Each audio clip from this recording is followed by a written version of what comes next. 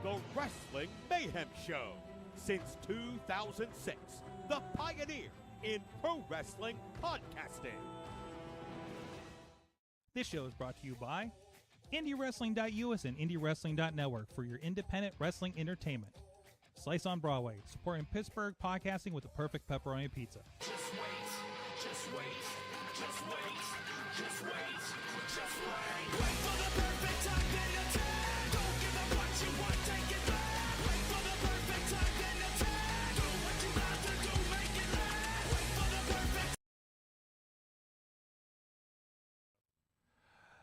It is Wrestling Mayhem Show 876, 2 days or so that we talk professionalized wrestling. I'm Mike Sorg at Sorgatron on the Twitter here in the Sorgatron Media Studios in Pittsburgh, Pennsylvania, ready to talk the wrestles with you, with me from Hopewell Junction, New York, is Mad Mike.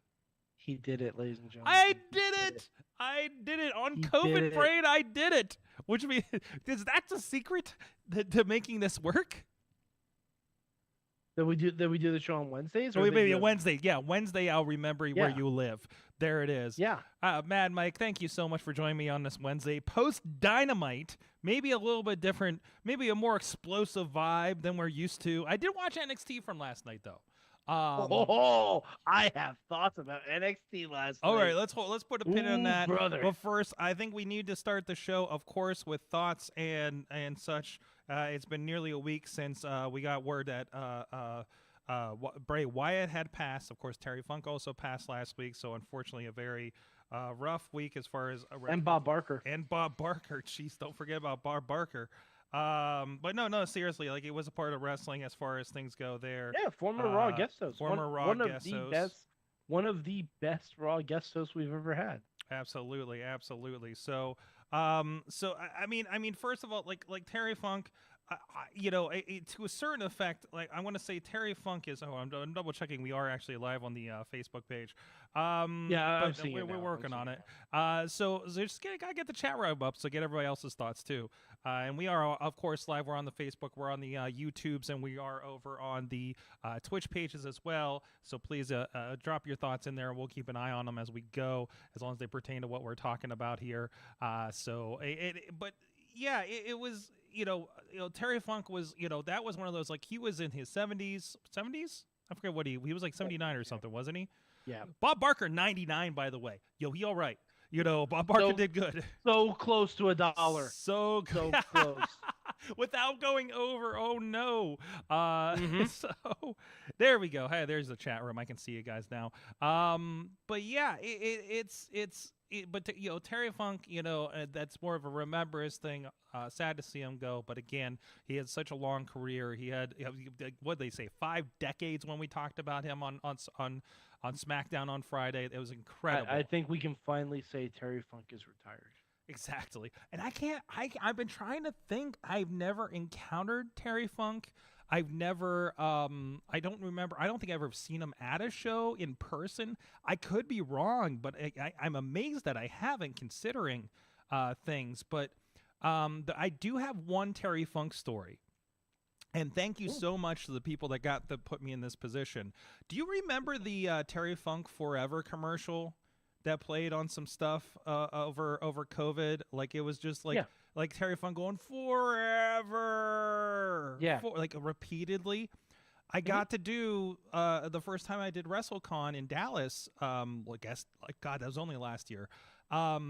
They had me play the Forever commercial, and I was so excited that they let me play the Forever commercial as part of whatever show we were doing. I think it was like the memorial show they do every year down there.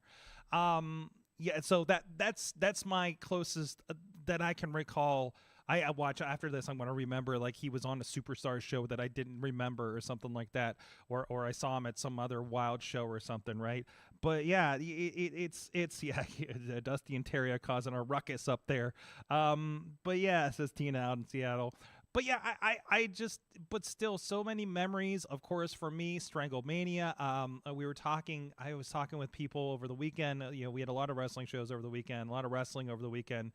And I love that Michael Cole actually reiterated this same thing the other night on one of the shows about how the only Terry Funk I was aware of was when Terry Funk came to WWF with his I don't even know if it was Dory or Jimmy Jack Funk, the fake Funk or something. This is it was Dory Funk. Okay. This is a fun bit of trivia.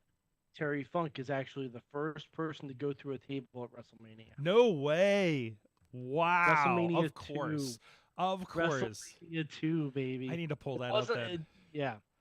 It was WrestleMania 2. But I remember, and I think this is a tape that I rented because it was after I started watching. It was before I started watching wrestling, and I remember it was a tape about tag teams or something maybe, and they had the branding iron, and he spit chew on the camera is what I distinctly, and I thought he was the most disgusting human being I had ever seen in my 8-year-old eyes. Right, like that's my Terry Funk memory, and of course, like Stranglemania, ECW, later on WWF Attitude Era, like. Obviously, just became ingrained with my wrestling heritage, going. I don't know. Do you have any thoughts, or have you run into him, at shows or anything like that you've seen, that you've been to? You've been going to WWF lot longer than I had. I'm trying to think. I don't think I've seen Funk in action. Yeah, that's what I'm thinking. I don't think I have because like in the heyday of the Attitude Era, I did not go to a lot of shows. Right. And my first was in '99, so I think I was just past him being around. Yeah. I'm trying to think if I saw him at any ECW show I went to. Lucky that you got to.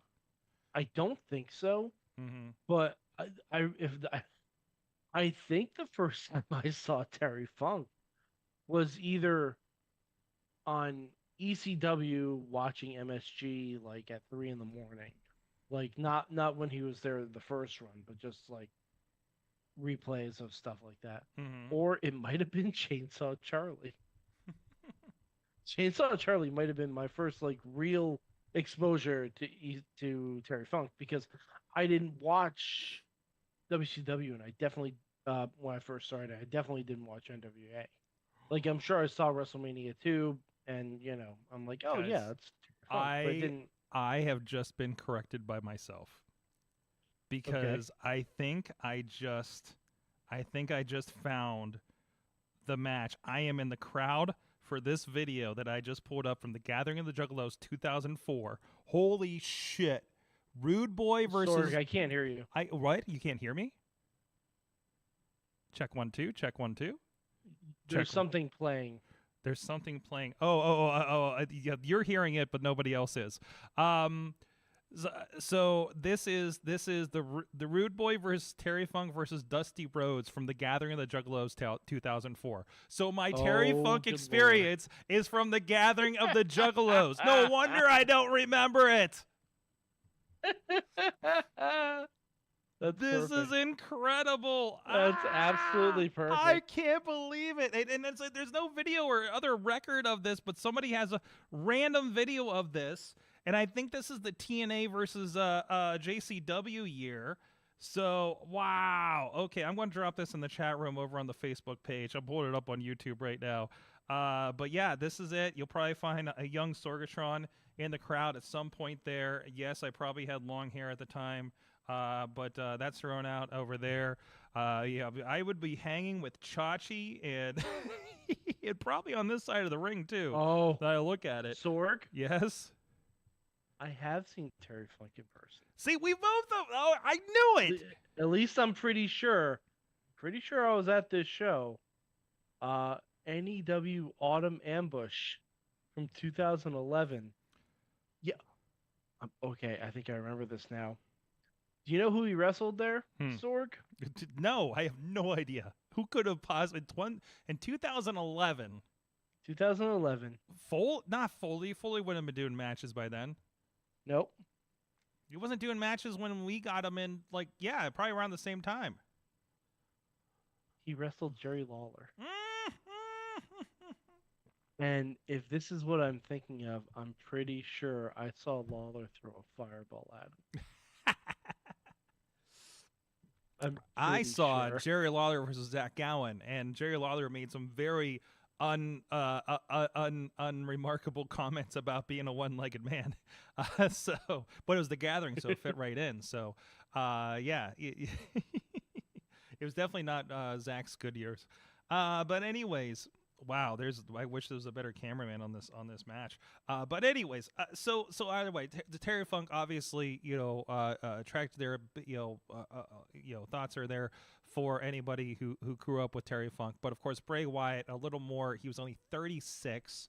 The last word that I've read was that it was a heart attack. He's been having heart complications due to complications around the COVID virus. So, and he didn't have his defibrillator machine. He didn't have. Well, I think they were just talking about him getting a defibrillator machine. But from what I understand, like the appointment that morning was that discussion, right, and not necessarily that he had one yet. So there you go. Okay. So apparently. Very unfortunate timing as far as that goes. But again, somebody who definitely was not done yet, if was only beginning in their career and what they could do with things. We're hearing so many great stories from the background. I did found on YouTube today. It was very strange, and I think this is just something of the era. Obviously when somebody there's two factors here. One, it wasn't somebody that you literally saw on television last week, as would have been the case with somebody like Eddie, or anybody else we've had tribute shows for, like where they just can everything and do that. But also, they did the tributes, and notice they weren't playing entire segments. They would throw a QR code up to throw you to the YouTube. They're really not filling I think it's just a different idea. Just little snippets. That's the tribute. That is the tribute, but also and deep dive over here, right? If you want to go and sit and watch 3 hours of Bray Wyatt promos, you can completely go do that on YouTube. We don't need to put them on television, right? But fantastic. They've played the. I saw they even put the Bray Wyatt video on the NXT program this week. And there is about a 36-minute the sit-down conversation with everybody, because probably they got some Friday and they got everybody they could on Monday as well, and it looks like it probably dropped yesterday or today. I listened to Bailey and Drew McIntyre's story. I hope to go back to the video when I have some time. Sorg, Sorg, you will cry at the end. Oh, I was half crying already. I cried Friday. I was tearing up through a lot of it, but most of the stories are just fun stories and everything. Mm-hmm. But do you want me to tell you how it ends? Or... Sure. For those that maybe aren't going to go through it, spoiler alert. Honestly, it's well worth it. It's 35. At the end, it's just Samantha Irvin singing "He's Got the Whole World in His Hands." Oh, jeez. And it's my god, it's such and we beautiful fitting tribute. And we found out in the most appropriate and heartbreaking way, and in just the little things this weekend, we found out it was a little bit before. We do Thursday night fights, and by the way, no Thursday night fights this week because myself and a lot of the crew have COVID, unfortunately. So there's going to be no live show this week, but we will be doing some content for tomorrow night. But I was sitting outside the building, and Toddy Tondera, a friend that's been on this show, the former Thrifty podcast and everything, that does a lot of work there, kind of announced it with all the wrestlers standing around, and it flattened everybody 45 minutes before its show, right? So we did Friday nights. We did a special show Friday night there at 880, and it was Gianni, Michael, and Enrico we've had on the show, and Brandon St. James, who we're going to have here in a few weeks. I think I got them scheduled. Because you knew this was going to happen, right? You're going to see, and we saw this a lot through WWE programming. I think we saw a little bit on All In as well. But I saw a Bray Wyatt spider and a as we call it, the shitty Terry Funk moonsault, both in the same match. So love to see that. We saw some guys. The Gambino brothers came out in the full Hawaiian shirt, white pants, Wyatt look. You had the Rev Ron Hunt. He came out in the white pants in homage. I saw 2 or 3 Sister Abigail's Saturday night at RWA's Aggression. That's already out on the network if you guys want to see that. We were live there. So it was you know, a lot of people affected. Bray Wyatt, you know, a lot of people have said a lot of things about Bray Wyatt, and Bray, you know, some of the stuff worked, some of the stuff didn't for one reason or another. Could have been production, could have been the ideas, could have been whatever. But it's one of those characters that helps you realize that wrestling is a canvas and is not just wrestling sometimes. And especially that he got to use ideas with I always say like things like the Demon, like Finn Balor, right? I was just like, I can't wait to see the WWE production behind this idea. And I think that's what we got a lot with Bray Wyatt, right? Again, for better or for worse. And of course, a lot of things got weird during COVID. You know, but man, they swung for the fences. And yeah, it got weird. But man, they swung for the fences. It's not all going to work for stuff like that. They're trying so much new stuff. And he had such a way about him. And, you know, I can't remember somebody asked captivating, and watching those videos back, and it was just always like, there's not many that you have a look in the eye like that along with their promos. Like that takes me back to watching old Terry Funk, watching old, 90s Mick Foley, Cactus Jack, right? Is that wildness, almost like a little bit of crazy in the eyes. That's kind of the wildness of pro wrestling that I thought he brought to that, on top of these other grand ideas, right? And you gotta love just those little things that he brought. The point when Roman Reigns spears somebody is still one of my favorite moments ever. You know, even just the weird time where he was like tag champs with Matt Hardy. Broken Matt Hardy. It was just like the Eater of Worlds. The Eater of Worlds, yeah. I mean, and they I saw that somebody posted the bit where they came across Jeff had just returned or something, and he welcomed them with open arms. It was just so interesting. And again, shocked that he's Ponder's saying shocked that he's that young. He's been on TV for so long. Between Bray and Brody, so much creativity in that group. Interesting to see the Boogeyman scary villain not since Kane and Taker. At least something to that. I mean, we've had Boogeymans and stuff, right? So. Well, I mean, but the Boogeyman wasn't actually scary. No, it was a one like note. Boogeyman was treated like a joke. Boogeyman was treated like anything but a joke. Boogeyman was a gag, a theatrical, and that like this was like a deeper story behind it. And there's so much that, what was the Sister Abigail and what was this? There's so much that really still was unrevealed, right? Even with the Alexa storyline and everything like that, Alexa Bliss storyline. That maybe got cut short a little bit for whatever reason, and I think a lot of it was health issues and things like that, right? That and Alexa got pregnant too. There's that. Whoops. Exactly. So, I mean, there's a lot of factors in like, hey, this didn't work out. It's like, man, yeah, but we were in on the ride. Firefly Funhouse was so like, what the hell is going on here? Did you rewatch the Firefly Funhouse match over the past week? I kind of want to. I haven't had the time to. So, all right. But I did. Yeah.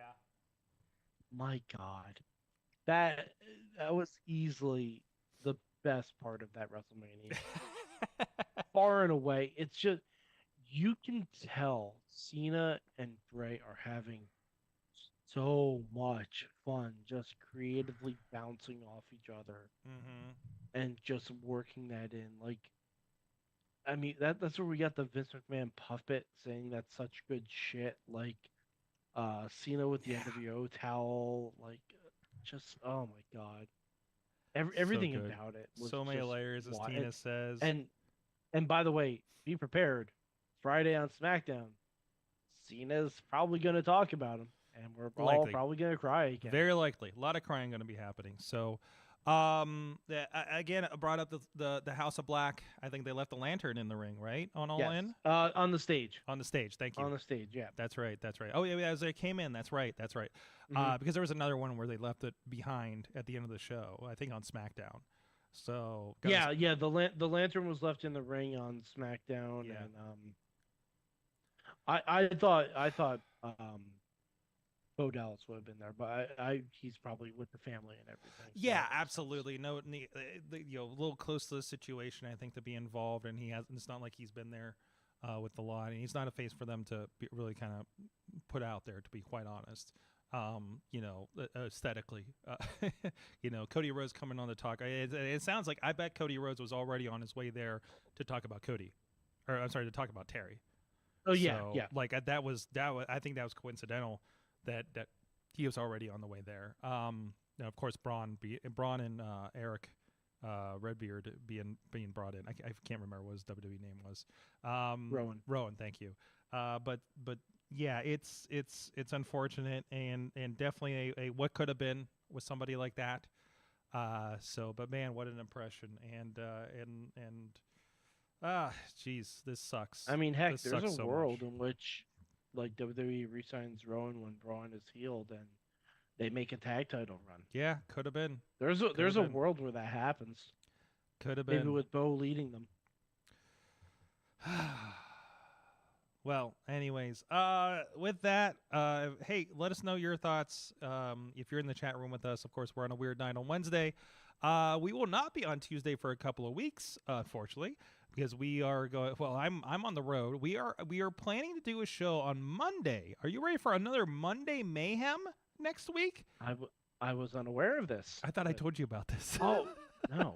So Oh. a Labor Day Mayhem. Would you like a Labor Day Mayhem, Mike? Labor Dayhem show. Labor Dayhem show. Okay. Well, Mike has been informed. Mike, are you okay with a Labor Dayhem show?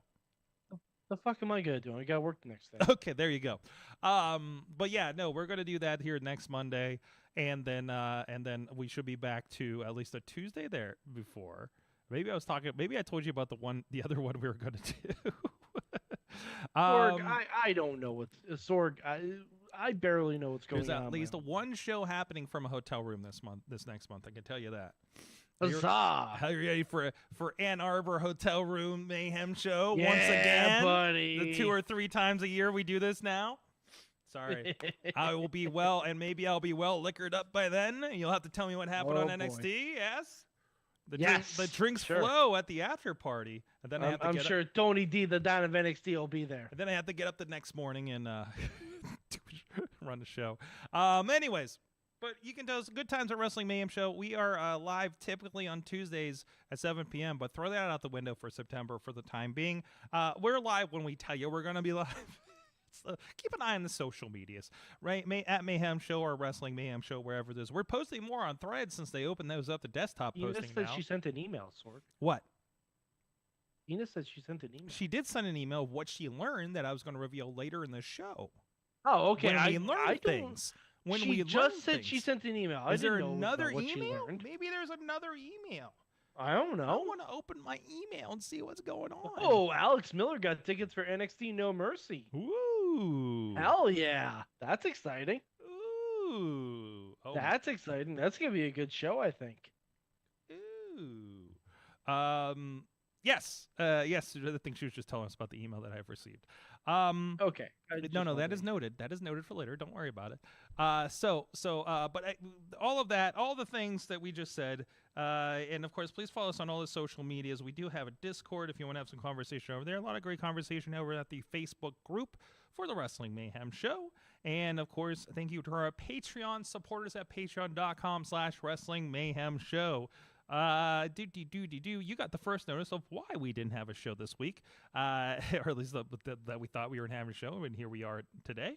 But anyways, thank you to our friends of the show at the fan of the show level, Bo Diggity, Woo! as well as Ed Burke, Team Hammerfist, and Bobby F. J-Town at the Poppy Club level, Dave Prop Prof Pod Posner, spouse of Bruce Julia Fair at brucejuliafair.com, and Wrestling and Trench Coach Tony Kincaid at the Pizza Club level, Doc Remedy, The Riz, and the newest Patreoner, Lance Fisher, and at the manager level, Bradley. They joined us on the show last week with the great Emily Fear. That was a fun show. I still got to do clips for that. That'll be coming here in the next couple of days, I hope. If you guys are watching the social media and need your clippy clips. So, yes, and Discord server, I think we have linked over on WrestlingMayhemShow.com, if I'm not mistaken. No, maybe we don't. I forget where we put the link for that. I think if you go to the Wrestling Mayhem Show or WrestlingMayhem.fireside.fm, I think we do have a link to the Discord server there. So that is out there. But anyways, where was I with stuff? Oh, yeah, patreon.com/Wrestling Mayhem Show. We have a pay-per-view in Pittsburgh. Mad Mike, and despite people trying to book me in Chicago, despite COVID trying to put me down, I am going to be out of isolation. I do have tickets for then. I will be. Let me rejigger that. I will be out of isolation by then, according to protocols, and I do have tickets, and I will be bringing the Mayhem to pay back. I'm looking forward to that. Potter actually had a great discussion with me earlier because he was just on the last minute, seeing if there were tickets available for this pay-per-view. One is a pay-per-view. Keep that in mind. The cheapest tickets are $93 for the cheap seats right now. Wow. And we are 3 days out from the pay-per-view. I will posit this. WWE, Mike, would you agree that WWE is the hottest it has been in a long time, if not ever, right now? I wouldn't say ever, but I'd say in a long time. Let's just say it's pretty damn hot right now, right? Like they're breaking records left and right. There are in mainstream media probably wilder than ever. There's arguments that they are more mainstream than they were in the Attitude Era, which I agree with. I would agree with that. But that is up for debate. I don't know about that. I'd say that's up for debate. But that's not what we're gonna do right now. But still, they are doing great. They are breaking records. They are when something is doing really great and everybody wants that ticket, the prices are going to go up. So I think that's going to be the thing. There's no we're trying to fill seats for $20. Maybe you're going to get that on Monday and Friday shows that they need to fill the seats to look good on TV. But that's also another reason I didn't go to shows in the Attitude Era. Because they were probably a lot more expensive back then, right? Yes, sir. Yeah, and then there was no StubHub back in the day. No, yeah. So there's no Student Rush. I remember those were the Penguins games when nobody gave a shit about the Penguins when I was in college. I really wish I took that up on it because I can't afford those tickets now. Hey, if not for my buddy Chachi, I never would have gone to a Penguins game. So, so keep that in mind, especially this is a pay-per-view, and it's going to be a hot show. Holy crap, this is going to be a really good show the more I look at it. I mean, it's like dream matches. Mike, remember like a year ago when I said, I love Shinsuke Nakamura, but I could not give two shits about what happens with Nakamura from week to week on WWE. You remember those days? Yeah, I do. Remember those days? And now it's, watch your back. Yes, I am so excited. I don't care that Roman's not there. I don't care that there's not a Brock Lesnar or anybody else. This is everything. This is solid. And again, the roster is so deep, people can disappear for 3 months, and that is fine right now. And it's a beautiful thing. So Seth Rollins Nakamura is everything I need going into this show.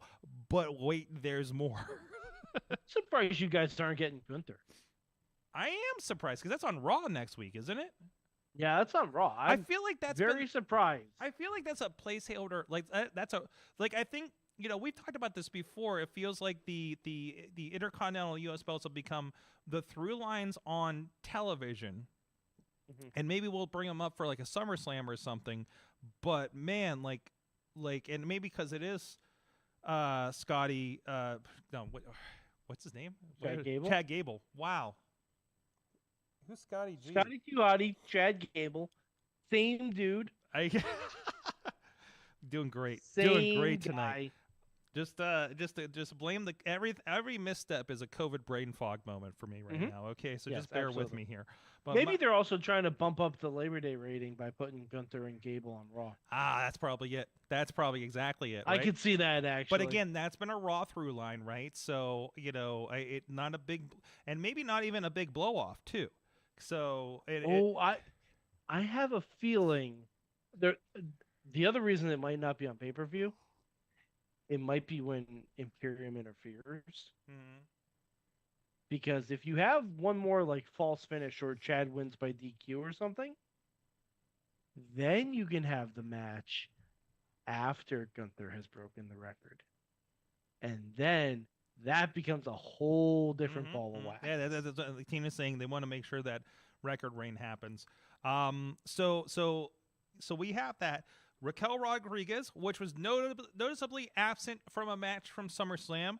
That's okay. I'm sorry, Rhea Ripley, noticeably missing from. Also noticeably absent from SummerSlam. Yes, also yes. Well, I think both ended up out there, but still, and really, like Rhea accompanying is enough to be on the show as far as I'm concerned.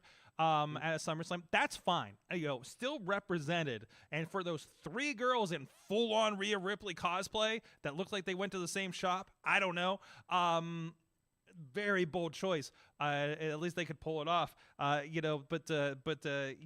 good to see, because Rhea's been around, and Rhea has been represented as so dominant. Like, Raquel's kind of the only one that serves any threat to her right now, right? And finally, we're going to get something from that. Oh, yeah, and plus, they're really good friends, too, so their match is going to slap. Good. So it'll be a lot of fun. They've had matches before on NXT, What's and our- they beat the crap out of each other. What's our female version of big manly men slapping meat? This is pretty much it. What do we say? What do we say that's not offensive? I don't know how to convert that. Okay. Oh, I don't know. No, This is where we need Emily Fear. Tina, help us out in the chat room. We need some. We lady had help. something for this. We did. Yeah, it was. Oh, I want to say it was like big beefy broads bumping boobs or something like that. I don't know. I think the bumping boobs seems a little too. Or bumping bodies. I don't know. Bumping bodies. Yeah, I don't know. I feel we had something. And also using broads in 2023. Are we okay? Are we allowed to do that? I believe it was okayed by whoever was on the show. Oh, okay. Was it okay? I believe this was workshop, because I think it was during Mayhem Mania. Okay, got you. So we'll work on that. If you have any ideas, goodtimes@wrestlingmayhemshow.com. So we can, we maybe it's not good that we workshop this in public. Judgment Day against Kevin Owens and Sami Zayn for the championship once again. In a Steel City street fight. Oh, Steel City street fight. What is this? A house show? Hey, it's gonna be fun. Honestly, I could see Judgment Day winning. Yeah, sure, with a street fight, and they have so many damn people. No, because then Sorg will get an image of Judgment Day holding all the gold. True, and that's what they want. Because with JD McDonough around, there's definitely a chance that there's a title change. Especially if Kevin and Sami are still kind of hurt. Yeah. May bumping off them so they can heal up for the comeback, right? And they've had a hot, they've had Sami opening the show. They've been main eventing Raws all through the summer in some configuration. Like they've been having a really good post WrestleMania run, despite not having a lot of championship matches, to be quite honest. But no, they were riding that high pretty well. Becky Lynch and Trish Stratus in a steel cage match. This is where my member berries get messed up, because I thought it was Lita and Trish in the steel cage that main evented Raw. No, that was Lita and Victoria. No. Yes, indeed. Trish has never been in a steel cage. Trish has always wanted to be in a steel cage match. Side note, and I can't remember if I said this back, Victoria was delightful when I met her on WrestleMania weekend. Absolutely delightful. Thank the production crew. So wonderful. I don't know if I expected differently, because she's a crazy lady on TV, but just throw that out there. Yes, I have not yet to have my interaction with Lita, but I've been in the same room as Lita. But anyways, no, that's gonna be fun, considering what they did with the Falls Count Anywhere match on Raw this week. Holy crap, dude! Oh, and by the way, Becky tearing up right after that. Oh yeah. Oh, I lost it. Um, Lost it. Zoe Stark Mhm. elevated quickly and is fucking owning it. Zoe Stark is really good. Yes. Yeah, like you see, like, why did she get up there? Especially after watching, like, oh, the 4-way from last night. I'm like, yeah, there's a reason she's here. Like that's Oh yeah, you watch any of her NXT stuff. She was like the workhorse on NXT. absolutely, absolutely. She's not like she's the badass one, right? Because everybody Mhm. else is like I can do the moves and I'm kind of sexy, and like she was just like the straight badass Yeah, wrestler Zoe was like workhorse. the newer version of Shayna on NXT. Not Well, as not as like, hard, not as hard, relatively. but yeah, okay. Well, Relatively, in comparatively. position, not in presentation. I got you. Yes. I got you. Do we have anything else announced for this? I think I'm pulling up the preview right now. The Grayson Waller effect with Cody Rhodes. Yeah, what? Is this a house show? What is which Well, I'm sure I mean, I'd say 90% that's going to lead to a match sure. between Cody and Grayson. Or at least you know what? We'll all get to say whoa. We'll all get to see some kind of confrontation. It'll be fine. It'll be fine. Welcome to Pittsburgh. Sorg, you're missing a couple matches. No. I brought it up, and now I have the order, and now I'm going down that order, according to WWE.com's preview. LA Knight and The Miz. Yeah. Wonderful. Yeah. Wonderful. Holy crap! The barbs that they've been throwing out. LA Knight's crossover Miz promo / Bray Wyatt tribute on Friday shows you why this guy's gonna have. I don't expect him to be in the title match at WrestleMania, but he's gonna have Not this year. Next very, year. very, very significant role in WrestleMania this year. There's no way he doesn't. LA Knight was put in the most difficult position you could have been in during that tribute show on SmackDown. Mm-hmm. And not only did he nail it, he fucking crushed it. He talked about Bray. He said that they weren't like even the best of friends, so he kept it in gimmick, pivoted to the Miz, and then used a Bray like catchphrase to once again circle it around on Miz and like really amp up their feud, and it was Love it. fucking wonderful. And then Miz, to his credit, the follow up on Raw. Oh boy, Mm-hmm. he came out dressed as LA Knight. Mm-hmm. Fucking perfect. And great impression. Every He time- had the motions down. It was amazing. Every time Miz imitates someone, it always works. Somebody called him the most unserious wrestler on television. He's the king of safe style. Once again, that's all he is. And once again, LA Knight, like I said, from SummerSlam weekend, I have not heard so many catchphrases of a newer wrestler since like it is to that point where everybody before a show everybody would woo ad nauseum, for the longest time. They're just like, yeah, okay, woo, okay, we're over it, right? The yas were that bad. Mhm. Like you all saw the video. I was there beside the guy filming the video where they yabbed the street preacher on the megaphone out front of Ford Field, which is the greatest fan moment ever. But I still love the place where everybody accepted their Lord and Savior as a but that's still fantastic. But damn it, that guy's over, and it's so wonderful to see. And we got Rey Mysterio and Austin Theory for the United States Championship. Mm-hmm. Absolutely. And Okay. I would not be surprised if you guys get an appearance from one Jonathan Anthony Felixina. He's there in. God, you know what? It was funny because I drove by the Giant Center in Hershey, coming back from ECW Arena. We stopped Missy by we went to the free chocolate ride in Chocolate World at Hershey. On the way back, and I was like, and that's where WWE comes to town. And I saw that they were going to be there, and then I saw later that night as I watched SmackDown, I'm like, what do you mean John Cena's going to be there? So, yeah. So he's in the neck of the woods the night before. Not to say, maybe they'll set up something for him being there again to pop that premium live event number.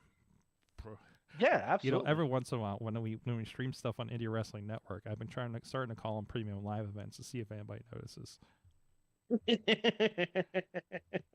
Because somebody started doing that to me on like other might as shows well. for other shows that are pay-per-views like Impact and AEW or something like that. Like one of the wrestlers or one of our friends or something started doing that to me, and I'm just like, fuck you, dude.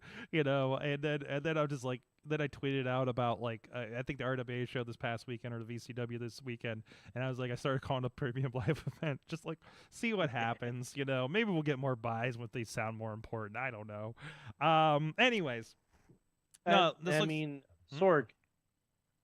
Honestly, what else is Cena gonna do? Yeah, exactly. Yeah, he There's doesn't have a there's lot a of time strike on going his on. hands. They released a very extensive schedule for his return run. So Yep. yeah, he's got nothing. He's on strike. He's got nothing but time. He's got nothing but time. Nothing but time. Nothing Rock, but time and no tequila to promote. Rock So- too. Rock too. I mean, Yeah. so can he even do commercials right now? Both of those guys. Nope. I don't know if you Nope. saw. But did I tell you about our John Cena video that we put out on one of my clients? No. So we're working with Honda next week, the car company, and we talked with some of them at an event in Michigan back in June, and my interviewer asked, "Hey, is that John Cena on your car commercial?" And she's like, "Yeah, I think so." And he's like, "Can you get John Cena to the next event?"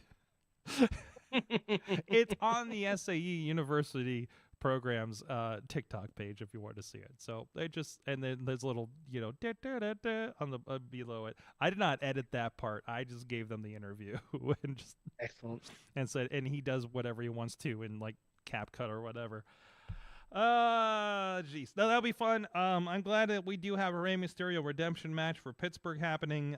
Sorry, Ray, for 2014 was it? Booing you out of the building when you weren't Daniel Bryan. There's that. No, You Payback. should start a Ray We're Sorry chant. Yeah. Well, him and Batista, and Batista got to got to be protected by the League of Indie Wrestlers with a lot of our Yes. friends. So, anyways, give me what I want, guys. Like I said, there's a premium live event from this past weekend. The amazing, holy crap, RWA Aggression 2023 up there. It was one of the one. First of all, I'm personally excited because they got new lights in that gymnasium that are all the same color. Oh, you can see everything. Everybody's the same skin tone. Sorry, these are little things. But also, it was a tremendous night. The Renegade Rumble. John McChesney versus the Rev Ron Hunt was a part of it.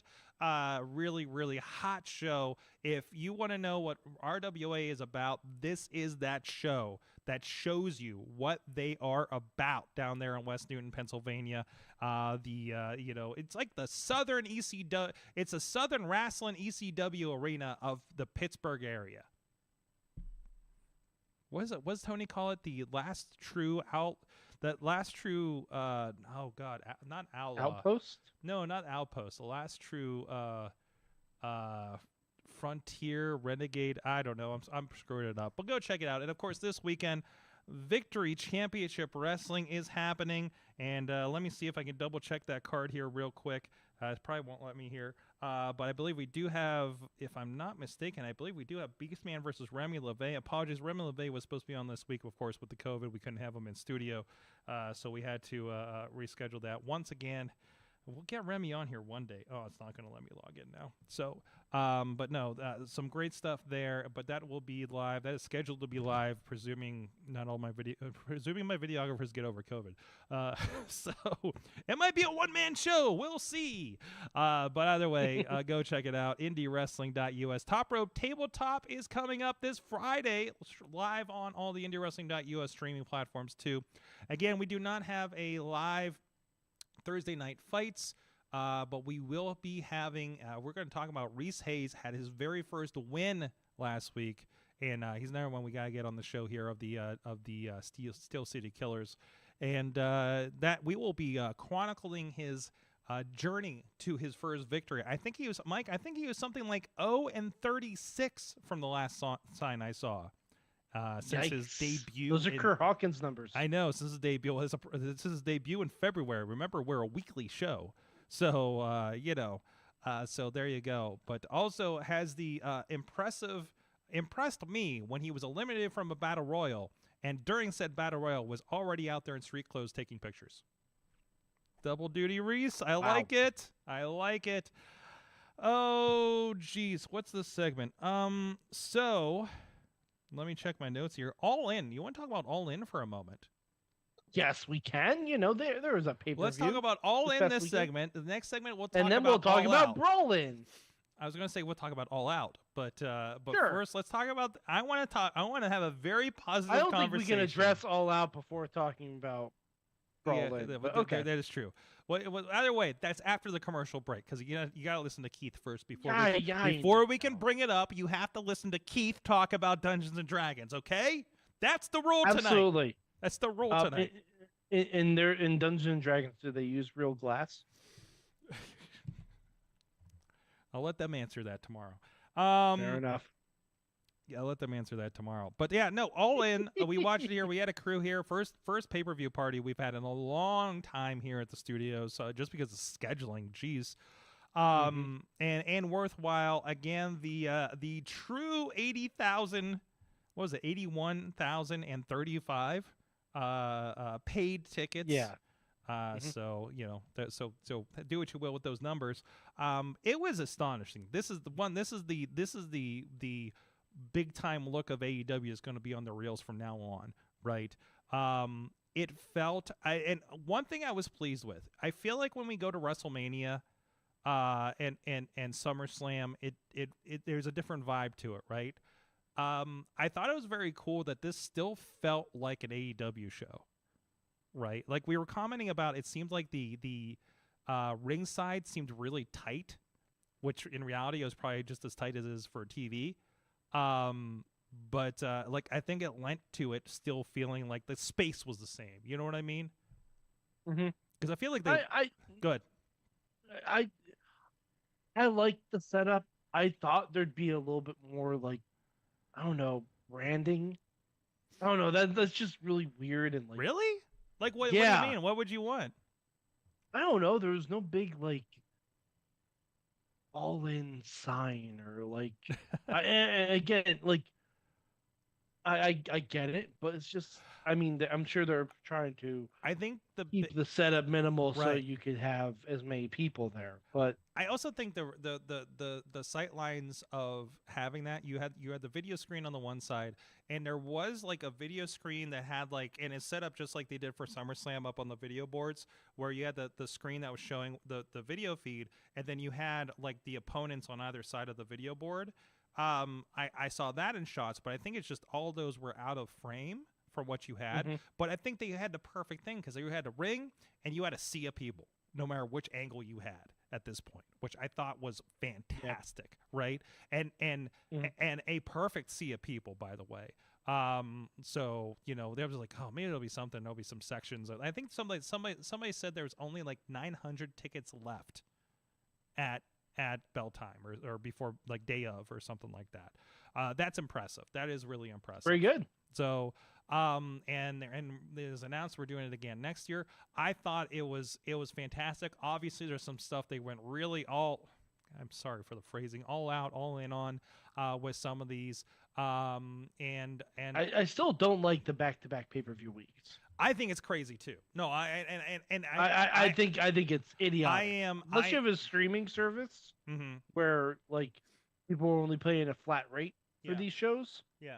I think it's idiotic. Well, it depends on where you're at, because you do have like packages and things in international markets. Yeah, but Sorg, guess what? If I'm neither place, yes, and you have to pay for both.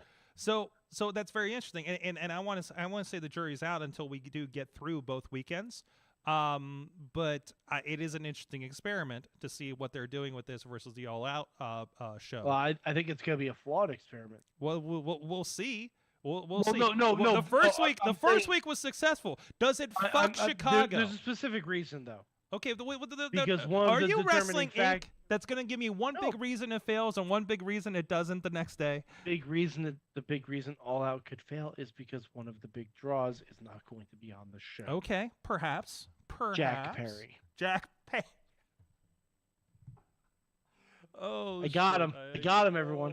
I Yeah, got he him. did. Yeah, he did. I thought we were going got down him. that road. I got him. Yeah, and then it could be interesting. You wonder what that hole in that card this week would be without Jack Perry. Obviously, I mean the biggest draw. Yeah, in a Chicago, rematch with Hook. in Who Chicago. knows? He might have been wrestling the Sandman. Who knows what's going on? Who knows? Who knows? Could have been taken on Colt Cabana in Chicago. It would have been a dream. Oh, wouldn't that have for the been great FT taking on a for the- Chicago boy? Yeah, That for the would've been lovely. FTW championship. Former ECW. I Former know. ECW wrestler. I know, right? Right. So I mean, what could have been? What could have been? But anyways, we have fun here, Sorg. yes, we do. Yes, we do. And also, Do you want to, before we get into our thoughts, do you want to read our hot correspondent Vimmel's thoughts? give me a chance to pull those up then. So, If you want, I can read them in a shitty English accent. no, let's not do that because he felt a disturbance in the force when we were doing that as part of our show. Also, I asked people when they came to bring British food. Oh, God. Podner owned this. Why did you do that, He Sorg? brought scones. He brought beans in a crock pot to have on toast. It was delightful. Oh, God. Delightful. Oh, that sounds awful. It was bland as hell, which meant it was on point from what I understand. Not that I've been there, but now that All In we know is a year from now, I can start planning, and now maybe I'll visit Vimmel on his home turf. It only took almost 20 years, but maybe this will happen. But I felt like this was a very well. I love that. Trying to get my thought out of my head. I'm sorry. I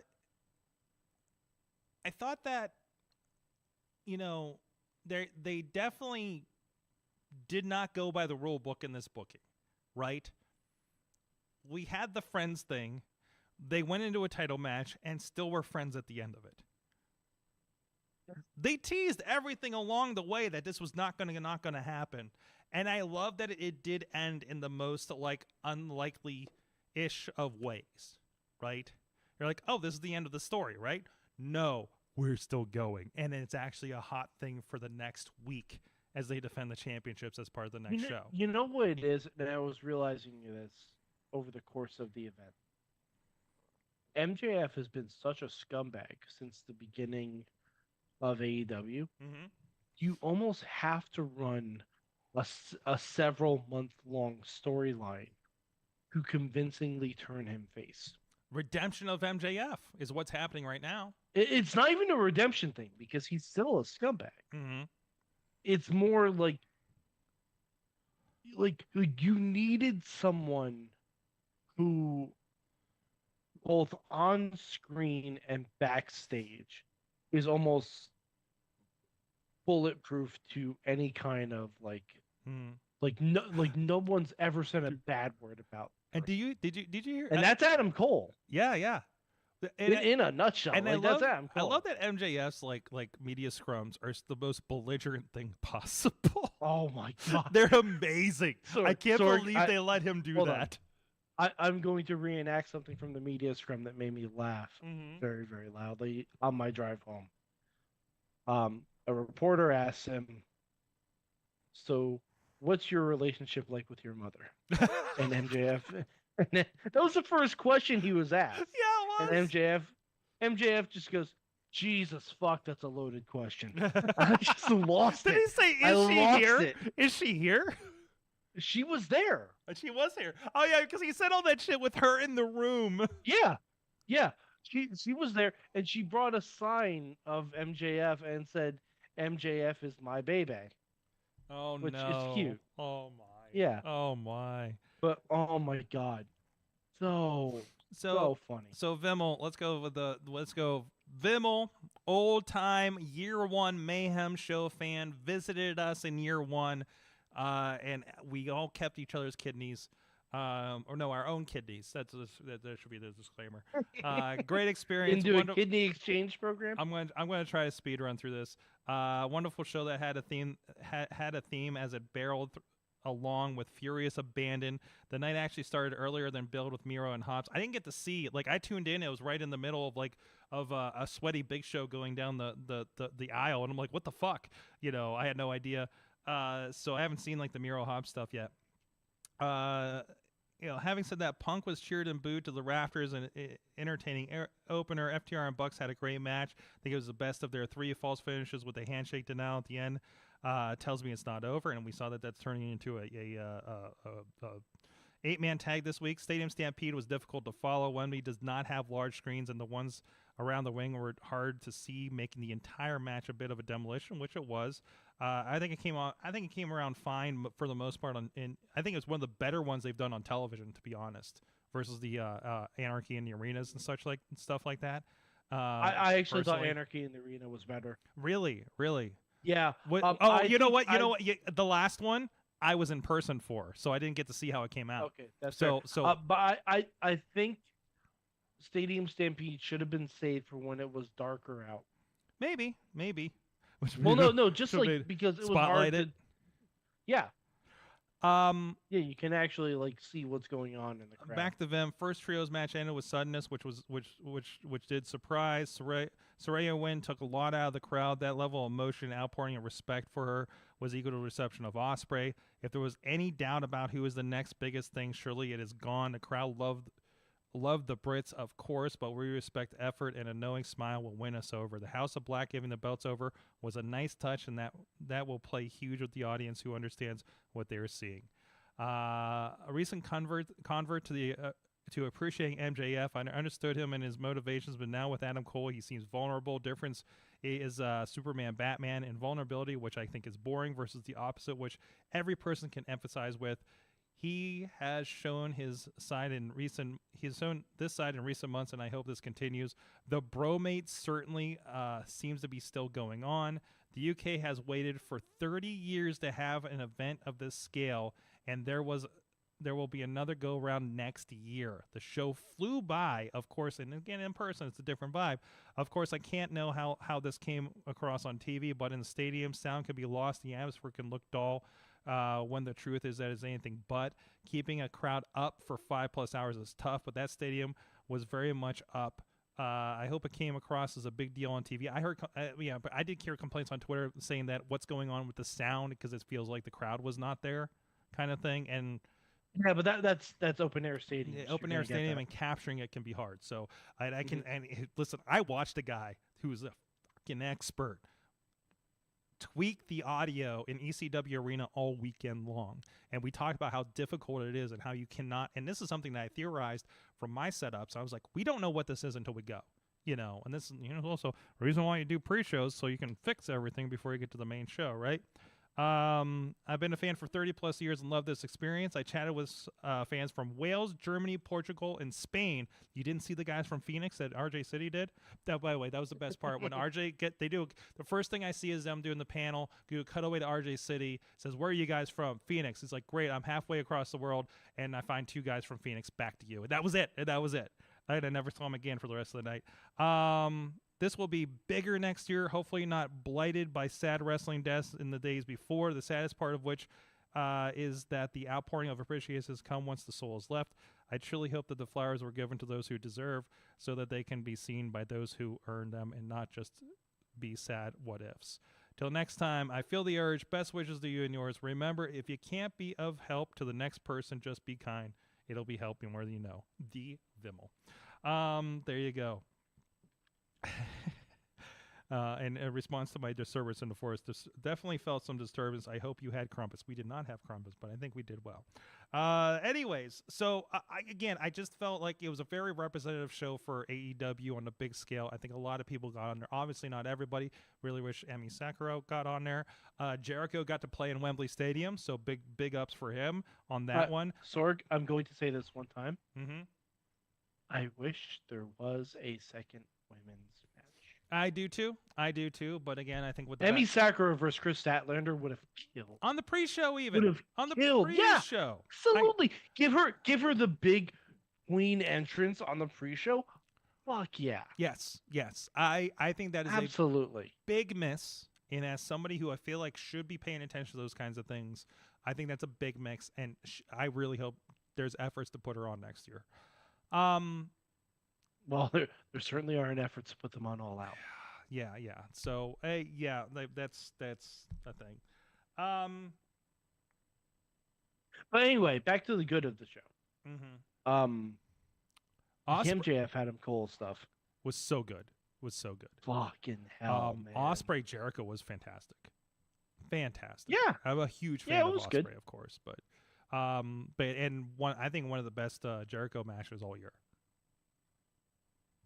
Yeah, I'd say so. I mean, that's, it's an odd bar, but 'cause Jericho's kind of been all over the place. Of course, and there's a lot of stuff going on with that in his storyline and everything. So, I don't think he's won for a couple months at this point. No, So no, he hasn't. Yeah, he's been on a losing streak, which is good. He needs that. He needs that right now Mhm. to put some people over along the way to wherever we're going with this. So, no, I think that's good. He's somebody who was on top for so long. I think it's good to be doing this with him right now. Mm-hmm. The Soraya win, I get it. They were in England. I knew it was They were in coming. England. It's the big I comeback. knew it was coming. We got to have her family moment that WWE never gave her, other than the movie. Yep, and there's probably a reason for that because most of her family's terrible. But They're just there was no British. follow-up. No, Sorg. Google them. Okay, I'll do research later. Speaking out moments. Okay. Ooh. Yeah, exactly. Okay. There were a lot of people speaking out moments on All In. Mhm. But and I get it. You're in England. If you don't have Jamie Hayter, you put over the next highest rated British wrestler you have. Mhm. That makes all the sense in the world to me. Sure. To have no follow up on Dynamite is the biggest fucking miss of all time. No follow up on Paige. Yeah. Shreya. Yeah, because I think it's going to happen on Collision. Because they're having a trios. All right. So I mean, it's happening. We have 5 hours of wrestling to do this week before the next pay-per-view. So there's a lot of time. There's a lot of time to focus that. By the way, the scissor belts. No, Sorg, have you seen the scissor belts? Yes, I saw the Sorg. Hold on. Paige is one of the biggest draws they have. Mhm. Right now, she's the world champion. Mhm. Do you put it on a show that gets almost 1 million viewers each week? Or do you put it on a show that's going to be buried by a WWE pay-per-view? Or, crazy idea, you put her on both shows. Or you try to pop the rating because, you try to pop the rating on that. Also, I don't know the philosophy. Again, we're going to be battling with this a lot. Are they booking? I think it's idiotic. I think it's idiotic. Are they booking against the pay-per-view? Do they consider the pay-per-view happening when they book these things, or are they just booking the next show?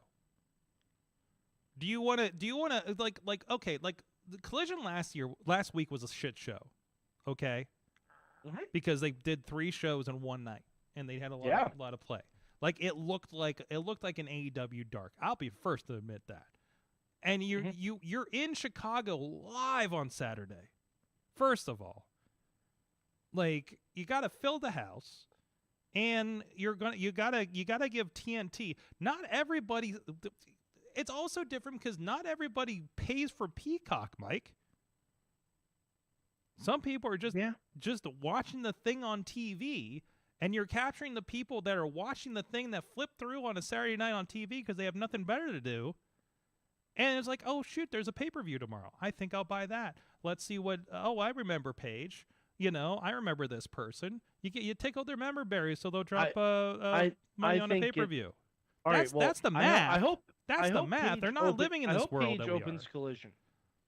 I hope she opens I hope she opens the show.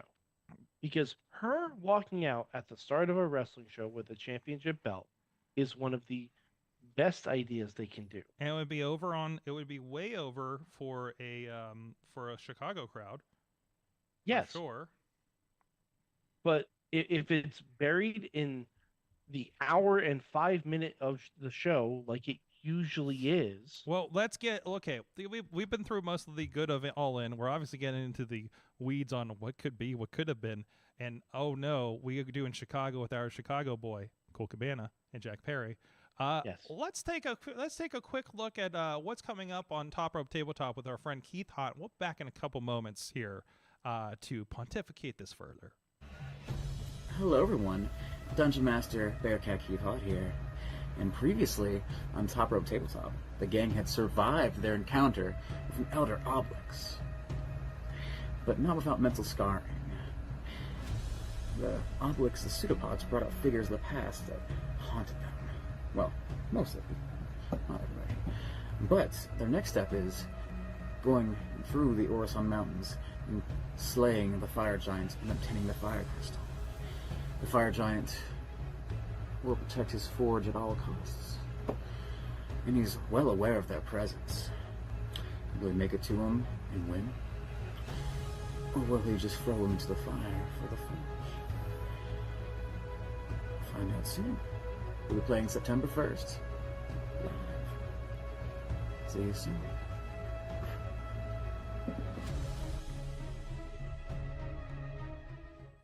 We are back, Wrestling Mayhem Show. Thanks, Keith. Looking forward to see what you guys have in store here this Friday. Top Rope Tabletops live from Sorgatron Media. Live from Sorgatron Media Studios here in Pittsburgh, Pennsylvania. So we were called out for not mentioning a certain CEO. I read that. It did not dawn on me because the new persona has not sunk in yet for Mercedes Moné, who was in the crowd observing and shooting back. And she's going to be feuding with Julia Hart. Yes. Because that's when they showed her. or maybe Miro. That tells me they have no damn Honestly, plan. both of which I'd be okay with. Oh, well, either way, it was good that she was there. That was cool. That was cool. Nice little surprise there, isn't it? Yeah, that's fun. But she had some... I mean, she's not cleared. So No, she's not cleared. I wouldn't expect anything huge. Nice little NXTers in the crowd shot at a pay-per-view. It's like, oh, look at this young upstart, Mercedes Moné. Wonder where she's coming from. I wouldn't be surprised if the show they announced in Seattle, maybe she'll be cleared by then. This Wrestle Dream. I saw two because I saw a graphic, then I saw another one, like a graphic that said it was in Kobe or Kobe, Japan, and I'm like, wait, that doesn't seem right. And I saw that's happening in Seattle. It was like, oh, that makes more sense. Okay, the Kobe, Japan of the U.S. It's an Inoki. It's on the anniversary of Inoki. What was the? I didn't see the framing It's a for that tribute show. show. It is a tribute show, and it is with New Japan again. I believe so, yeah. Okay, so that's what I like. The quote I saw was, "And we hope New Japan will play along with us." I was just like, "What?" Like we didn't ask them yet, So, but I don't know whatever. Well, who knows how they run things? They may not have. I cannot. What? I can't. What? I don't know. I'm not sporting New Japan gear here. But no. And I don't know. I don't know what the relationship is or where that's at. The graphic I saw, I got really confused because I saw somebody's makeshift graphic that was definitely not official. So I was confused. So, no, I think that's cool. And, and it kind of leads to the whole, hey, we're going to do more pay-per-views because Warner Discovery wants us to, kind of idea. Maybe that's why we led to this all-in back-to-back situation for something like this. Plus, very specifically, I don't know if you caught that All In is sticking to what is declared the bank holiday. The bank holiday weekend, I guess is I guess that's their Labor Day weekend. So and that's what I think. That's labor with a U in it. Yeah, and pay-per-view numbers aside, which were great, and I think again that's the experiment. Let's see what happens with All Out this week. With this lineup and the fallout from All In, did that lead into it? Are people going to pay for 2 pay-per-views 2 weekends in a row? Are at least enough of the people to make it worthwhile? Obviously, I think ticket sales are going to be there because you're doing hot markets in Chicago and London now, which they'll probably square up. Learn if the experiment from this weekend goes bad, hypothetically. Let's say it goes bad. Hypothetically, we had half the sales because we completely cut her face off, doing that show last week, right? Oh, it's not as big of a show because of this and not as much build. They could definitely do some changes next year, right? They can decide to move back All Out maybe a couple weekends or something, but they like that holiday. They like people coming in, not having to leave, The Double or Nothing is Memorial Day weekend, isn't it? Every year. So they really think so, yeah. like they're set on that idea. Survivor Series is always Thanksgiving weekend, and now they're making a weekend of it in Chicago. Gee, that works for them. That works a lot for them. Moving SummerSlam to Saturday, I tell you what, made it a lot easier for a lot of people to get up there and attend. For sure. And by the way, the 1 o'clock start time for All In. Mm-hmm. Lovely. Loved it. Guys, everybody left the party. I took a lift over to the other side of town and I still need to put that up. Did a no ring show after bingo. I watched MV Young preside over bingo and then 2 matches of a no ring show. That was entertaining. I don't know if heckling usually happens at bingo. It's been a while. Oh, it absolutely does. Yeah? Okay. All right. Anyways, someone said Mercedes was still in a walking boot and they were hiding, so not close. 10 a.m. Pacific time, pay-per-view and brunch, loved it. I didn't even think about the West Coasters on that one. But no, so we'll see, hey, it's a regular time. If you like your afternoon one, you like the nice thing about the afternoon one, if you're like busy on Sunday, you can just like buy the pay-per-view and watch it at your convenience, right? Unless you're on Bleacher Report. But yeah, it's like All Out. I'm not making it in time for All Out because we have VCW on Sunday. It's like an hour away. Plus they have set up and tear down, right? So I'm gonna come home on Sunday, pull up my provider of choice that actually does DVR and start it from the beginning and stay the fuck off Twitter. So that's where I'm at there. By the way, this show looks very interesting to me. It's a weird looking show. It's a weird looking show, but it's enough for me to be excited. I can tell you that. You know what? I've been searching for Twitter on this iPad for the last 20 minutes and realized there's no Twitter anymore. It's an X. Shit. I was hoping it didn't get updated. So anyways, excuse me. So, I mean, we do have, I'm excited. I'm sorry. The one match that's selling me on this thing. I know which one it is. You know which one. Which match is it? I absolutely know which one it is. What match has got me excited for this pay-per-view? It's the ROH TV title match. Yes, obviously. it is. Fuck a world title. This is the main event I'm here for. Oh, yeah. No, and absolutely hugely excited. Samoa Joe is defending against friend of the show, Shane Taylor. Yes! Shane That's gonna be an ass kicker. That is gonna be. I mean, it's like they've been building this on Ring of Honor, man, for the last couple of weeks, and there was a great promo like last week about it. I'm just like, man, they can't be just doing this on a Ring of Honor show. It's just, are they gonna drop this on a Battle of the Belts maybe? Man, when's the next Ring of Honor pay-per-view coming up? And then this popped up. I'm just like, fuck yeah, let's do this. That's exciting. I saw that on Dynamite today. I'm like, okay. That's pretty cool. That's really, really cool. Yes. If we're doing predictions, I think Joe's going to have it. But it's still going to be really cool to see. Man, I don't know. This could be a good... He's had it for a while, though. And if you're going to give it to anybody, why not? Sure. Like if... Let's say, if I'm TK... And Mike, you haven't even seen the... Oh, God, if you're TK. If I'm TK... I got some questions for you, sir. Hold on a second. If I'm TK and I can't blink for 10 minutes, let's go. Okay? I just blinked already. So here's what I do, okay? Here's the guy, Shane Taylor. He's a big guy, punching people out, and then we're going to put him against Samoa Joe. They're going to have a ball over a match in fucking that Chicago crowd, in that Chicago craziness, and then he's going to get Shane Taylor is going to knock out Samoa Joe, shock that crowd, because we don't have Phil, and we don't have Jack Perry. So we're going to... I blinked again, I'm sorry. So Shane Taylor has a crazy match. Chicago fans go banana, and then we just made Shane Taylor for the AEW audience. There's your prediction, Mike. Please, someone clip this and tag TK. Please, for me, please do it. My eyes weren't wide enough. I'm tired from the post-COVID. I'm sorry. Yeah. So I think if you do it, and it'll be out of nowhere. And I know nobody's seeing the glorious storyline of Stokely Hathaway being inducted by Samoa Joe to be his boy, and the tag match where he teamed with Samoa Joe. Stokely Hathaway. The only with thing Samoa I know Joe. about that is what I've been able to glean from Stokely's Twitter. Oh, it's amazing. And I'm okay with that. It is. This is one of those things between that and just Dalton Castle as a whole have completely made Ring of Honor weekly must-see viewing. Although a lot of the best parts of Dalton Castle apparently are trending on Reddit, as they were talking about last week. So there's that.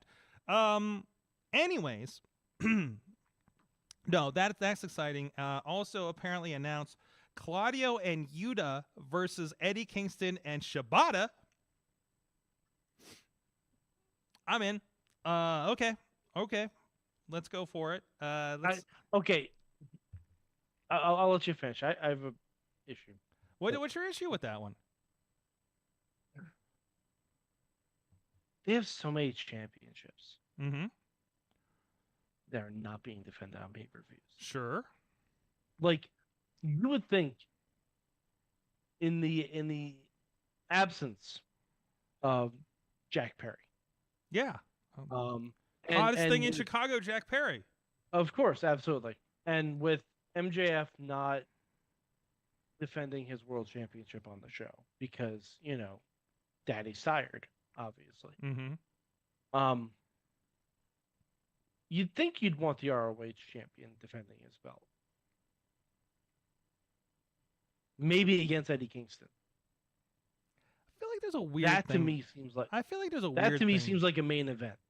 that they're really kind of they're protecting that championship a lot. We do have Luchasaurus and Darby Allin. We got some TNT championship action, TBS championship. Chris Statlander against Mercedes? Ruby Soho. Oh, Ruby Soho. That's right.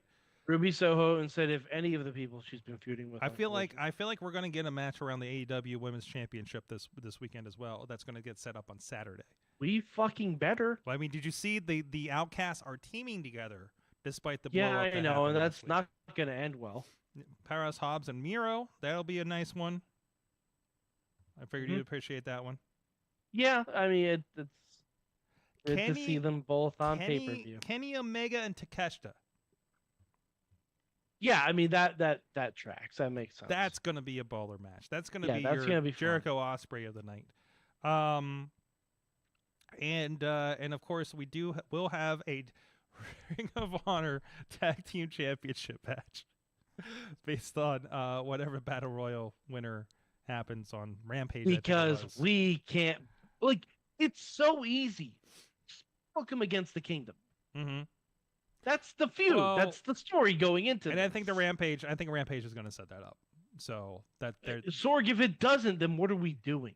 well, we don't know the through line. We If don't it know the through doesn't, line. then what are we doing? Oh, so we don't know what hole has been left in this card from Jack Perry being suspended.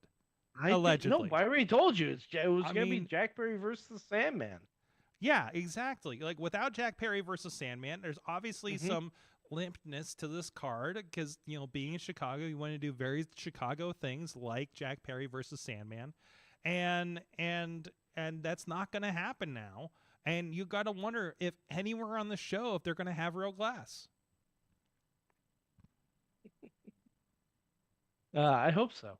Me too. I hope so. Me too. All right. Elephant in the room. The X-marked elephant in the room. Sorg, I have a new nickname for the man we're about to talk about. Okay. It's not Are you ready Sandman. for this? I thought Sandman What? was in No, all no, night. it's Isn't not- that what the it's not bit we were Sandman, doing? it's not- I it's not Jack I Perry. mistook this bit. I promise. I said No. we were not going to talk about the super negative thing that happened this weekend until after all the positive. Yeah, exactly. We kind of broke and the plus- rule, and, technically. and but it's gonna be a positive sandwich because after we talk about this bullshit, I want to talk about NXT a little. okay, real quick, because it's Yeah. already late and I have to walk home in the dark past the Okay. past the trouble bar. So So Sorg, the tribalism chief, CM Punk. Acknowledge him. have we talked about the bullshit of like so many people supposedly not supposed to be on Collision because he's like has a no-fly list for Collision or something. Yeah, like of people course he showing up does, and not because- in the building. Ah, Listen. Put CM Punk in the ring, and it's one of the greatest things. Okay, no, get him on the mic. no, it's fine. It's Mhm. fine. It's not worth all the extra bullshit. And the fight that and the Exactly. fact that this person allegedly can't be a fucking grown up and not get in a fight backstage at the biggest show of the year after getting in a fight and running his mouth in public after the other biggest show of the year a year ago tells me, "Hey, maybe you're the fucking problem, Phil." So like and I don't know what more you need to do here.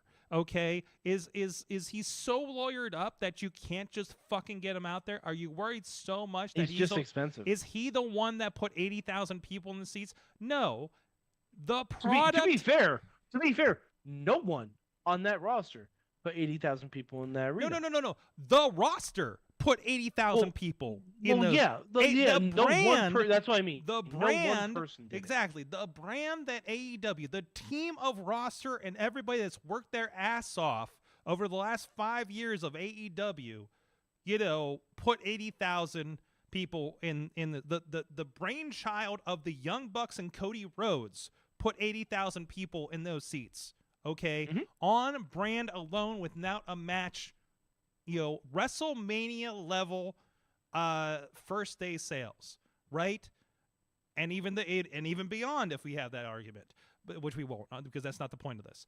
So at this point, other than selling out Chicago 5 times a year, Which honestly would have sold out anyway. Yeah, I don't think they need CM Punk for that. Other than they want to be in the United Center versus the Now Arena. Maybe. I don't know. And I don't know if there's going to be a problem when they show up Sunday, just Chicago faithful show up Sunday and don't hear In Living Color. I don't know. That's gonna be a problem. Yeah. That's gonna be a problem. He's not Like it is. Like you and I, we're joking around, we're having fun, but I bet a lot of those people bought Mike, tickets to Mike, see CM Punk. Mike, have you been in a Chicago crowd as many times as I have in the last 2 years? Oh, Nope. I'm aware of the problem. I'm very aware of the yeah. problem. I'm aware. I saw grown. You saw some of the grown men crying. Okay, you needed a mop in the cheap seats where I was. Okay, when that's CM not Punk from debuted, crying. huh? Yes, that's not from. No. Okay, it's. Dude, it was wet in that arena. It was wet in that arena. You needed all those new CM Punk t-shirts to clean it up, okay? It was so soggy, okay? Anyways, enough of that. Enough of the wet talk. And Mike, the United Center was moist. yeah, I bet it was. Okay, moving I on. bet it was. It was wet with an H. It was wet. Wet.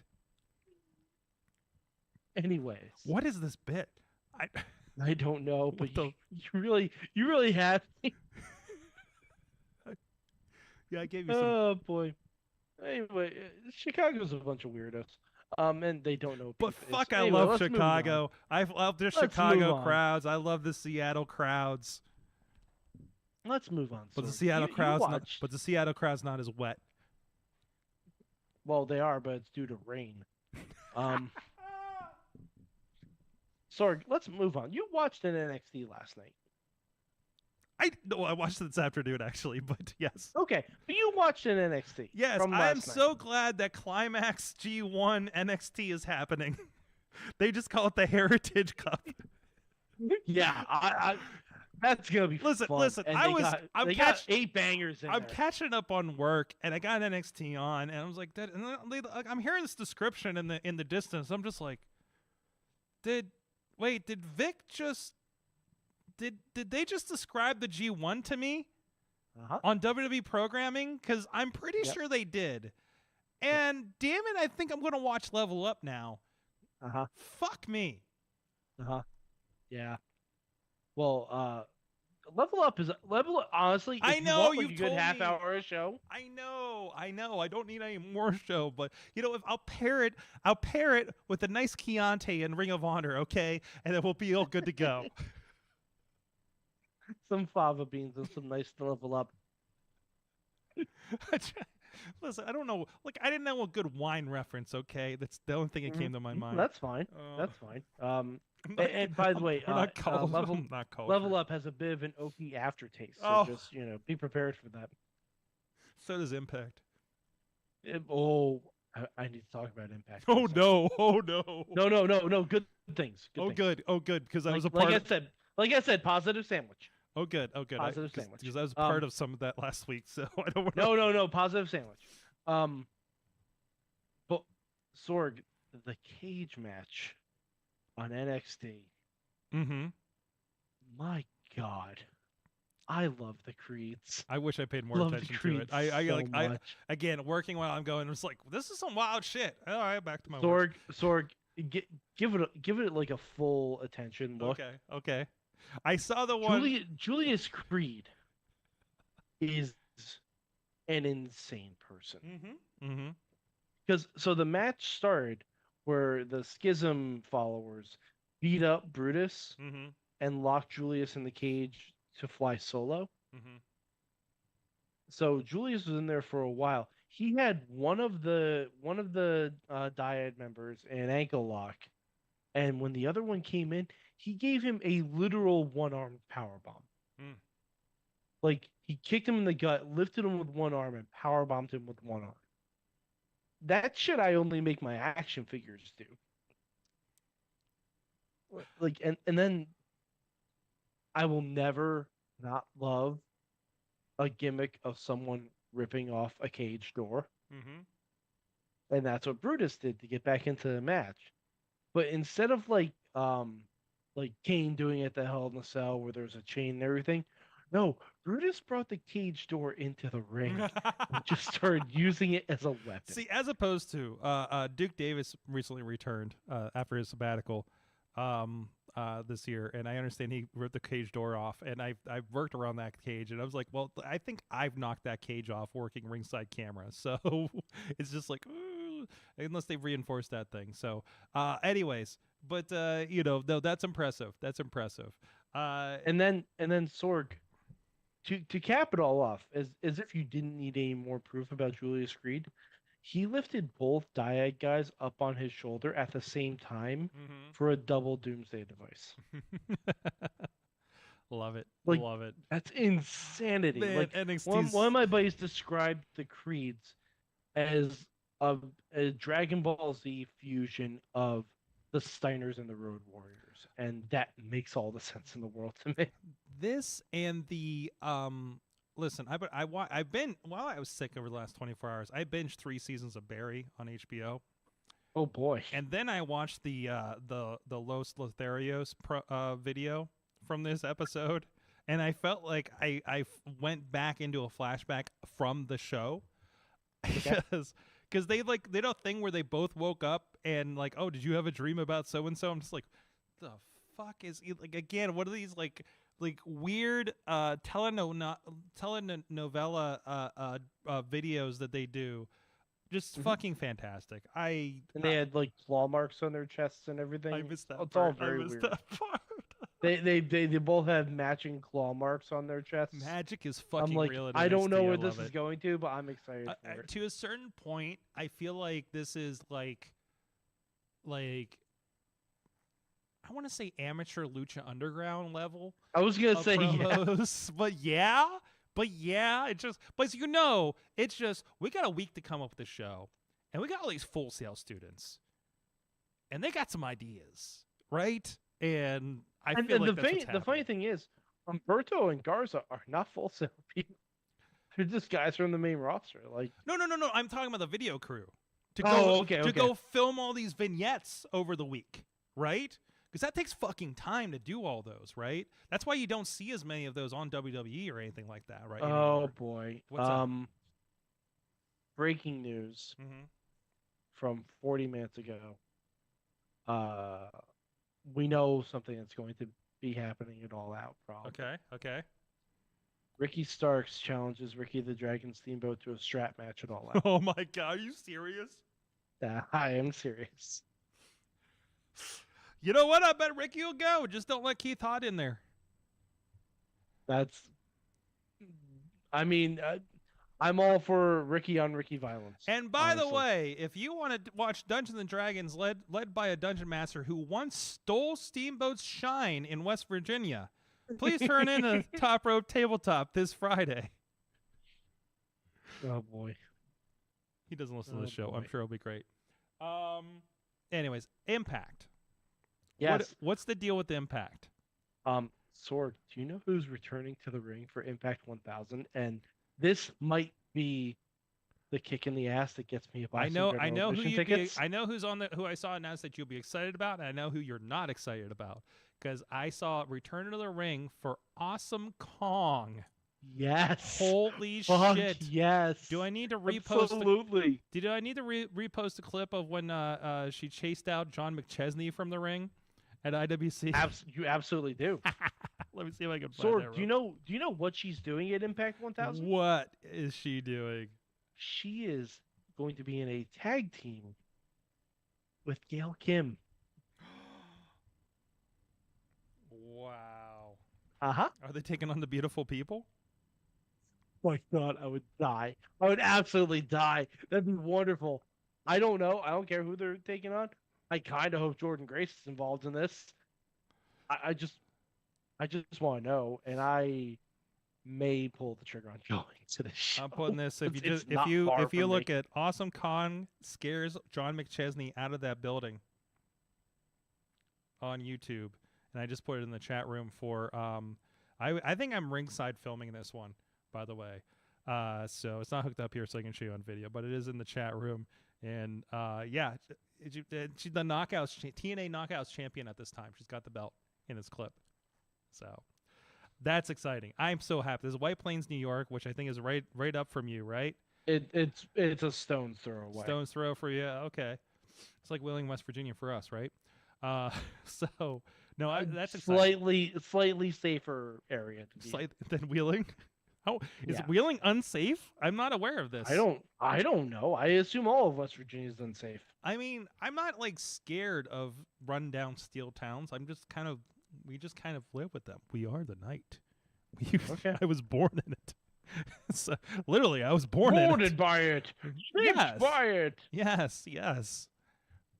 I'm in a post steel town growing up. I know, Mike, I know depression. Okay? I lived it. I've breathed it. I've smelled it. I've tasted it. It tastes like rust. Rust and sadness. Please clip this and send this to West Virginia Tourism Bureau. Well, that's the Western PA Tourism Bureau. That's what Fair that enough. is. Oh shit! And Jordan has been campaigning. Oh, Jordan Grace has been campaigning for us. She's got some comeback promos that ran on TNA TNA Impact this past week. So I did watch Emergence. I thought it was a fine show. It's weird venue, really weird venue. So I thought it looked cool, but it felt like they were having problems with it, and the lighting was strange. But I'm super sensitive to that. But anyways. So, Mike, hey, shout out to our friends. They would have fed our amazing guests yesterday that we had planned, but COVID reared its ugly head. But thank you to our friends at Slice on Broadway. New York City style yins are made. A bunch of places in the Pittsburgh area. That doesn't help Mad Mike, but he does approve of it because we did take it to him. And after a 6-hour drive, it warms up well. So check him out. Mhm. Slice on Broadway. I've also had it fresh. SlicesOnBroadway.com. That's right. Did we take you to did we eat it up in the upper? Sorg, we had a whole party. That's right. We had a whole party overlooking the train going by, the tea going by. It's the night James Ellsworth won the women's Money in the Bank. Oh no! Oh no! Oh no! And I was so upset that I called it. We have an email at goodtimes@wrestlingmayhemshow.com. But Tina says what she learned in wrestling this week. Wrestling is diverse and awesome. She watched events from 4 different countries over the weekend: U.S., U.K., Canada, and Australia. Dark Cassidy unlocked because woo child. What? I know I did not do that justice. I'm sorry. I believe what Tina was going for was child. It's so high, I think the Zoom canceled it out, but I think we got that. Yeah, no, I I cannot think pull that's that right. off in my current condition. Every time we talk about our focus, our energy on the lack of something from one promotion, we're taking away from the positive on what another is doing. Impact Wrestling had Jade Chung ring announcing, a female ref, Gail Kim on commentary, and Deanna and Trinity main event their show. Yes, but all the focus is on one women's match on All In. But I digress. Insert Taz picture here. Stay positive, hydrated, and many hugs. Your caffeinated mother of dragons. That is true. I also learned. I feel like I've got to view Matthew's joy of being in the crowd of the biggest wrestling show ever and seeing the stuff from his videos in the crowd. So, definitely a lot of Taz, but I digress signs and things like that. I'm watching his Twitter feed and seeing that joy, much like seeing the recap from Vimmel as well. So that was very, very cool. Also, I also learned Friday and Saturday, despite taking a physical toll on me, Friday and Saturday were two of the most magical nights of wrestling, because I think in both cases, 880 and RWA delivered. And then actually this is 3 nights because I feel like AEW did the same thing. They all deliver the things. When I say, hey, 880 is this, RWA is this, those shows represented that. 880 had a great 8-match card that did not bring a lot of big people in. There was no Soul Taker, or whatever you may call him. There's no Jack Pollock. There's no Beast Man. There was a lot of the students of 880 coming in their own storylines. Reese Hayes with his first win. Casey War and Dior Castro in an amazing main event, brutal main event there. Our camera crew was spot on with so much stuff. I've never felt so happy with how we are hitting intros, choreographed introductions. Okay, Mike? Marco Narciso, go check out his match, or at least the intro to the match, because there's this fun camera move that we do with that. Watching the camera people get that, and then RWA delivered so big on the feel and the vibe of that crowd that is there.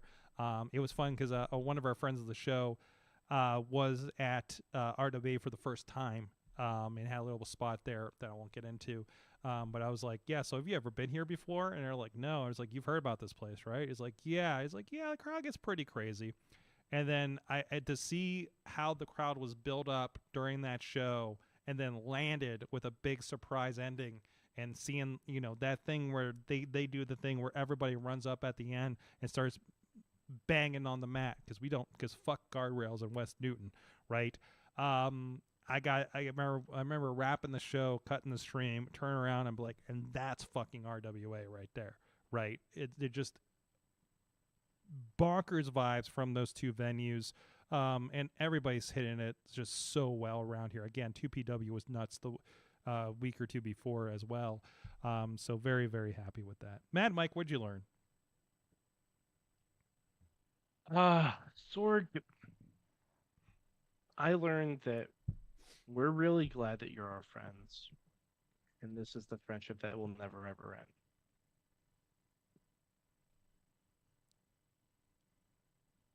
Yowie wowie. Beautiful way to end it, guys. Thank you so much. Again, stay tuned. 880 will be running a special Reese Hayes The Journey here on Thursday instead of the live show, and then on Friday will be Top Rope Tabletop. I will be out at Payback this Saturday, probably with a mask on just to be safe. Who knows? And Sunday we'll be in West Virginia, McMecken, West Virginia for VCW's. I think it's Victory or Valhalla is the show. I don't know. Unknown if the Viking Raiders will show up or any Viking-themed characters. I hope there is. There's at least one I saw MV Young fight one time a few years ago. I hope shows up again. Interesting, because when I think Labor Day, I think of a Valhalla-themed show. So, and of course, All Out will be that night, and we can all have some fun watching that and bullshitting on Twitter. And then we will have a Monday Labor Day Mayhem with Mike and I, because we're the two crazy bastards that'll do that.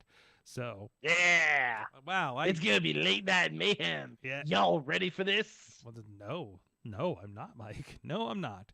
And then, yeah, there you go. And then Katie, and then watch his social medias, because Katie and I hit the road next week to the middle of Ohio. Hot damn!